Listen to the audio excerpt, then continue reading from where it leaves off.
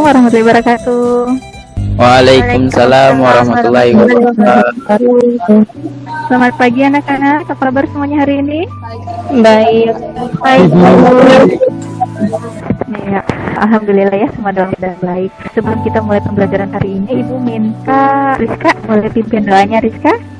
Ya teman-teman, sebelum kita mulai pembelajaran hari ini, mari kita berdoa menurut agama dan keyakinan kita masing-masing. Sudah dimulai. Berdoa selesai. Ya, terima kasih Rizka. Ya anak-anak, tadi kita sudah Rizka sudah memimpin doa untuk hari ini. Semoga pembelajaran kita hari ini selalu diberkahi oleh Tuhan dan kita bisa mendapat manfaatnya. Baiklah, sebelum kita mulai pembelajaran, Ibu mau kalian isi absen dulu ya. Absen ini di Google Form, jadi kalian klik dulu linknya. Sudah isi semua absennya anak-anak? Baiklah, kita lanjut ya.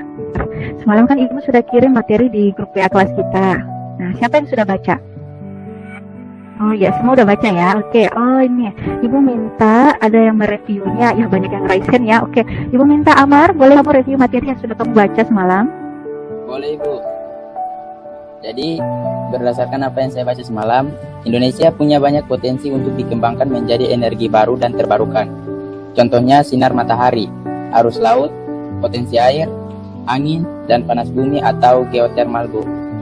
Baik, terima kasih, bagus sekali ya Amar. Ya anak-anak, jadi memang Indonesia itu letaknya secara astronomis, geologis maupun geografis itu sangat bagus sekali untuk materi kita hari ini, yaitu tentang energi baru dan terbarukan. Nanti Ibu share screen dulu. Nah, di sini materi kita hari ini tentang potensi dan persebaran sumber daya untuk penyediaan energi baru dan terbarukan. Di sini, lihat, Indonesia merupakan negara yang memiliki potensi energi terbarukan yang cukup besar. Sebanyak 75% wilayah Indonesia itu merupakan perairan.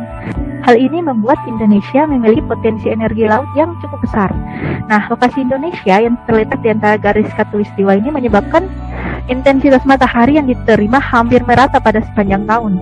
Kondisi ini membuat Indonesia juga memiliki potensi untuk mengembangkan pembangkit energi tenaga surya. Lalu selain itu juga, Indonesia ini berada antara pertemuan dua lempeng benua dan satu lempeng samudra. Aktivitas lempeng ini menyebabkan banyak gunung api. Indonesia bisa memiliki potensi geotermal atau panas bumi itu sebesar 29.000 megawatt. Baik, nah energi baru adalah jenis-jenis energi yang pada saat ini belum dipergunakan secara massal oleh manusia dan masih dalam tahap pengembangan.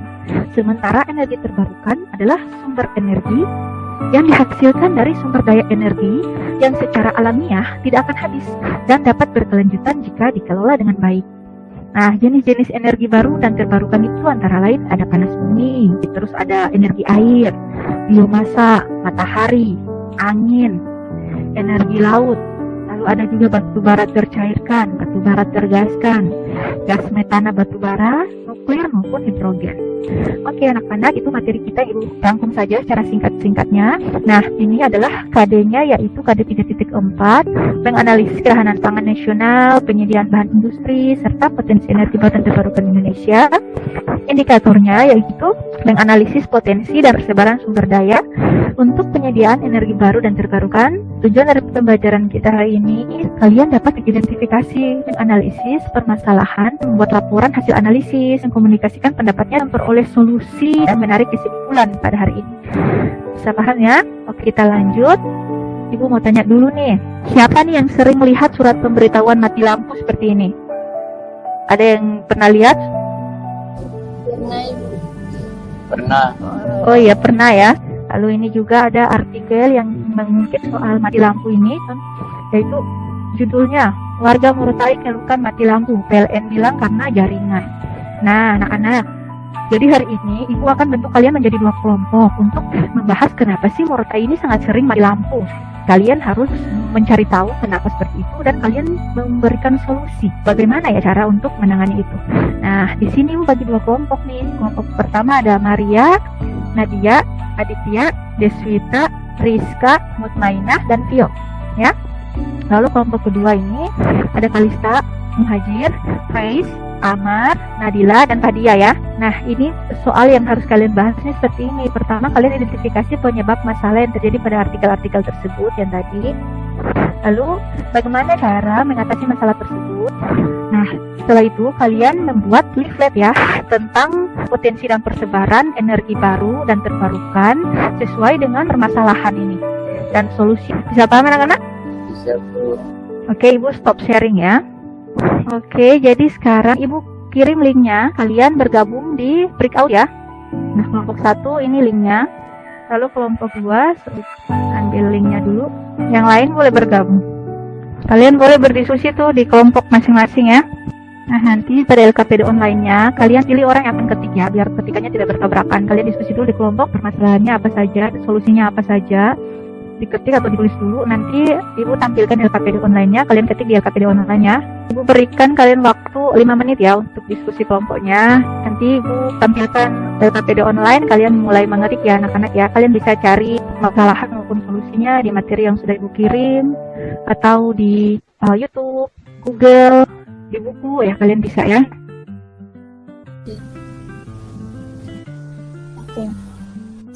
Di situ nanti ketik dari langsung kirim. Oke, siap. Permasalahan sama solusinya tuh.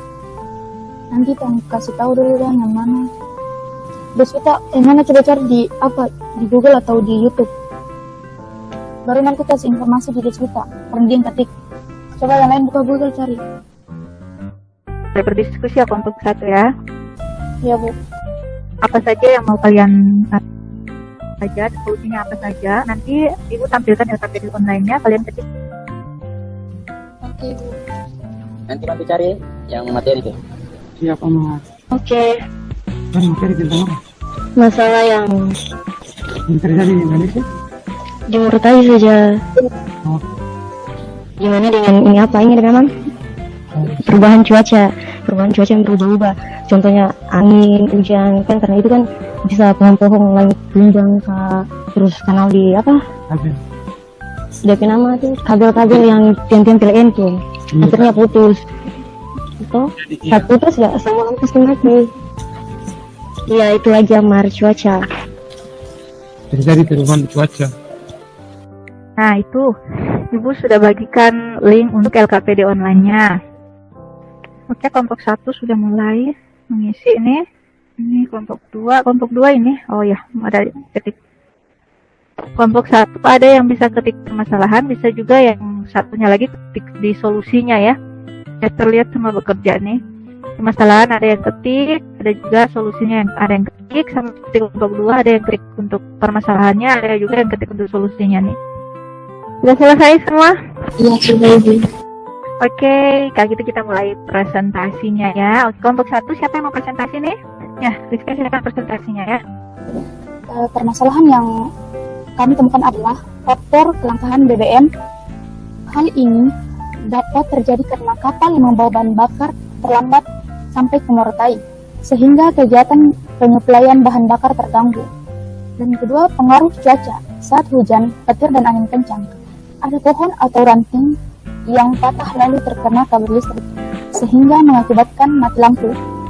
Permasalahan yang ketiga yaitu setiap akhir minggu ada perbaikan jaringan atau ganti kabel maupun reparasi total. Dan solusi yang dapat kami berikan yaitu membangun pembangkitan listrik tenaga surya. Morotai terletak pada posisi 2 derajat 00, lintang utara dan 2 derajat 40 menit lintang utara, serta 128 derajat 15 menit bujur timur dan 129 derajat 0,8 menit bujur timur, sehingga mendapatkan penyinaran sinar matahari sekitar 5 jam per hari. Hal ini cukup untuk membangun pembangkit listrik tenaga surya. Membangun pembangkit listrik tenaga angin secara geografis, Pulau Morotai terletak di antara Samudra Pasifik dan Pulau Halmahera. Melihat pola pergerakan angin di Samudra Pasifik, kecepatan angin bisa berkisar 5-30 knot. Hal ini bisa dimanfaatkan untuk membangun pembangkitan listrik tenaga angin. Selain itu, kita juga bisa memanfaatkan potensi dan sumber daya energi yang lainnya seperti air dan biomasa. Nah, teman-teman, itu tadi hasil diskusi kami dan hasil review dari kelompok kami. Saya izin share screen. Ya, di sini kami memaparkan penyebab masalah seringnya terjadi mati lampu di kabupaten kita. Lalu ada solusi yang kami berikan, yaitu memanfaatkan energi baru dan terbarukan yang ada di sekitar kita. Contohnya energi udara, energi gelombang laut, matahari, energi air, energi biomasa. Kenapa mereka sering mati lampu? Ini karena kelangkaan BBM, cuaca, masalah cuaca, dan perbaikan jaringan setiap minggu. Ya, sekian dari kami. Bagus sekali, Ibu, tepuk tangan dulu untuk kelompok 1. Oke, untuk dari kelompok 2 pada pertanyaan untuk kelompok 1. Tidak itu. Oh, tidak ada. Oke. Begitu kita lanjut ke kelompok 2. Siapa yang mau membacakan hasil diskusinya? Saya, Bu. Baik. Saya akan membacakan hasil diskusi kami mengenai penyebab masalah lampu mati dan solusinya. Permasalahan 1. Mesin atau gardu yang rusak. 2. Kelebihan pemakaian daya listrik. Hal ini bisa terjadi karena adanya pencurian listrik maupun konslet pada meteran, sehingga diloloskan saja listriknya. Sementara untuk proses perbaikannya lambat, sehingga mempengaruhi penggunaan BBM, yang tadinya cukup untuk 1 minggu bisa berkurang menjadi 2 atau 3 hari saja, karena penggunaan yang boros akibat konslet meteran. Ketiga, faktor cuaca pancaroba, apalagi saat hujan dan angin. Solusinya, membangun pembangkit listrik tenaga air. Kabupaten Pulau Morotai memiliki kurang lebih 33 sungai, baik besar maupun kecil, sehingga bisa dimanfaatkan untuk membangun pembangkit listrik tenaga air. Selanjutnya, membangun pembangkit listrik tenaga gelombang laut. Gelombang laut di Morotai cukup kuat, karena kita berbatasan dengan Samudra Pasifik. Begitu juga dengan arus laut di Morotai. Terbukti dari adanya persebaran ikan tuna yang selalu ada sepanjang tahun, karena pengaruh aliran arus yang menjadi jalur makanan tuna. Itu dia hasil diskusi kami. Nah, untuk leafletnya siapa yang mau presentasi? Bu. Oh, Muhajir. Ya, silakan Muhajir. Yang memaparkan penyebab masalah seringnya terjadi mati lampu di kabupaten kita. Lalu ada solusi yang kami berikan, yaitu memanfaatkan energi baru dan terbarukan yang ada di sekitar kita. Selain itu, kami juga menambahkan beberapa contoh energi baru dan terbarukan lain yang ada di Indonesia maupun dunia, seperti energi nuklir, hidrogen, dan lain-lain.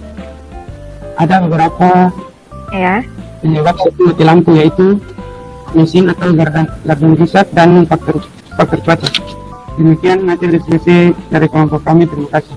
Oke. Tangan dulu kelompok 2. Tadi sudah membacakan hasil KPD online-nya dan juga sudah menampilkan hasil leafletnya. Ibu minta satu orang untuk menyimpulkan hasil diskusi kalian hari ini. Maria, boleh Maria, silahkan Maria. Kesimpulan pembelajaran kita pada pagi hari ini yaitu penyebab mati lampu di Kabupaten Pulau Morotai yaitu karena kelangkaan BBM, perbaikan jaringan, faktor cuaca dan mesin yang rusak. Karena itu, kita perlu memanfaatkan potensi energi baru dan terbarukan yang ada di sekitar kita, seperti energi matahari, energi angin, energi air, energi gelombang laut, dan lain-lain. Itu saja Ibu, terima kasih. Oke, bagus sekali Maria. Oke, terima kasih ya kalian semua sudah bekerja keras, sudah buat KPD online, sudah buat leaflet semuanya. Terima kasih, Ibu hargai sekali, bagus sekali semuanya. Nah, untuk materi ini Ibu tambahkan kalian masing-masing 5 poin ya, karena sudah bekerja dengan baik dua kelompoknya. Ibu akan kirim link soal evaluasi. Nah, kalian klik, nanti kalian menjawab. Nah, ini sudah mulai ada yang menjawab. Ya, ini sudah benar semua ini. Ibu minta salah seorang dari kalian untuk menarik kesimpulan dari pembelajaran kita hari ini. Ya, silakan Amar, simpulkan. Oke, Penyebab lampu silakan. mati di Kabupaten Pulau Morotai yaitu karena kelangkaan BBM, perbaikan jaringan, faktor cuaca dan mesin yang rusak. Karena itu, kita perlu memanfaatkan potensi energi baru dan terbarukan yang ada di sekitar kita, seperti energi matahari, energi angin, energi air, energi gelombang laut, dan lain sebagainya. Itu saja Ibu, terima kasih. Oke, terima kasih ya Amar. Anak-anak, jadi materi kita hari ini sampai di sini dulu. Nah, untuk materi selanjutnya yaitu tentang pengelolaan sumber daya dalam penyediaan bahan pangan, bahan industri, serta energi baru dan terbarukan. Nah, jadi sebelum kita mengakhirinya, mari kita berdoa dulu ya. Silakan Amar. Teman-teman, sebelum kita mengakhiri pembelajaran kita pada hari ini, marilah kita berdoa menurut agama dan kepercayaan kita masing-masing. Berdoa dimulai. Berdoa selesai. Baik Amar, terima kasih ya anak-anak. Terima kasih untuk hari ini. Jangan lupa selalu jaga kesehatan, tetap rajin belajar, sehat selalu anak-anak. Dan akhir kata, Assalamualaikum warahmatullahi wabarakatuh. Sampai jumpa lagi. Assalamualaikum. Doa. Waalaikumsalam warahmatullahi wabarakatuh.